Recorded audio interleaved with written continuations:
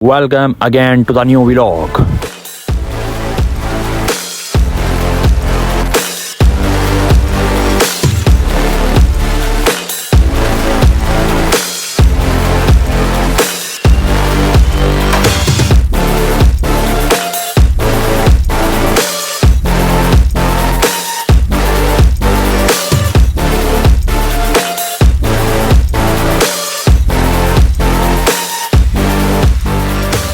सो भाई शुरू करते हैं आज का ये व्लॉग। आज वीकेंड है, मतलब हफ्ते का दिन है और हमारा रोज़ा भी है। अब हम अफ्तारी करने के लिए जा रहे हैं नॉर्थ स्ट्रीट। उसके लिए हम बस ले लेते हैं 500 बार। बस बिल्कुल खाली होती है, हमें इजीली सीट मिल जाती है। हमारा डेस्टिनेशन 40 मिनट के सफ़र तक है। वैसे तो अफ्तारी को काफ़ी टाइम होता है, लेकिन हमारा घूमने फिरने का इरादा भी होता है, इसलिए हम टाइम से ही निकल पड़ते हैं। ये सफ़र भी हर बार की तरह बहुत ही अच्छा गुजरता है। नए नए मनाजिर देखने को मिलते हैं और मौसम भी काफ़ी अच्छा होता है, क्योंकि हमें भी इतनी चाइनीज़ नहीं आती और चाइनीज़ को भी इतनी इंग्लिश या उर्दू नहीं आती, तो हम खामोशी से अपना सफ़र करते हैं और वो भी हमें घूरते रहते हैं और हम भी उन्हें घूरते रहते हैं। फाइनली हम बस स्टैंड पर उतर जाते हैं, जहाँ पर हमारा नॉर्थ स्ट्रीट होता है। बस स्टैंड पर उतरने के बाद हमारा पैदल का भी आगे काफ़ी सफ़र होता है। अफ्तारी को भी आधा घंटा पड़ा होता है, इसलिए हम सोचते हैं कि पहले हम समंदर का नज़ारा करते हैं, फिर वापसी पर अफ्तारी कर लेंगे। नॉर्थ स्ट्रीट में 2 से 3 दुकानें ऐसी हैं जहाँ से मुस्लिम फूड यानी कि हलाल इजीली मिल जाता है। एक जहाँ से टिक्के और नान मिलते हैं और दूसरे जहाँ से चावल मिलते हैं। नॉर्थ स्ट्रीट में काफ़ी रश होता है। टिक्के और नान हम पहले खा चुके होते हैं, इसलिए इस बार हमारा इरादा होता है चावल खाने का, क्योंकि हमारे शहर में नॉर्थ स्ट्रीट ही घूमने के लिए बेस्ट प्लेस है, इसलिए वहाँ पर रश भी बहुत ज़्यादा होता है। हम 20 से 25 मिनट समंदर के किनारे बैठकर रेस्ट करते हैं। उसके बाद हम निकल पड़ते हैं वापसी अपनी अफ्तारी करने के लिए। समंदर का व्यू बहुत ही खूबसूरत होता है, जो कि आप देख सकते हैं। वहाँ पर इतनी भीड़ भाड़ नहीं होती, हमें काफ़ी सुकून मिल रहा होता है। अफ्तारी का टाइम भी होने वाला होता है, इसलिए हम ज़्यादा देर वहाँ नहीं बैठ सकते।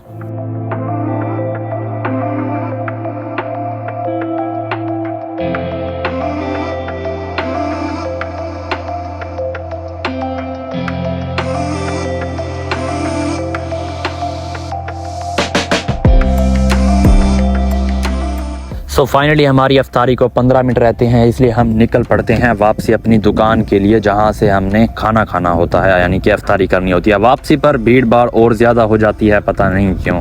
आई थिंक आज वीकेंड होता है इसलिए, क्योंकि हमारे चेहरे उनसे मुख्तलिफ होते हैं, इसलिए वो हमें अजीब निगाहों से देख रहे होते हैं। पता नहीं किस मुल्क के बाशिंदे यहाँ पर आ गए।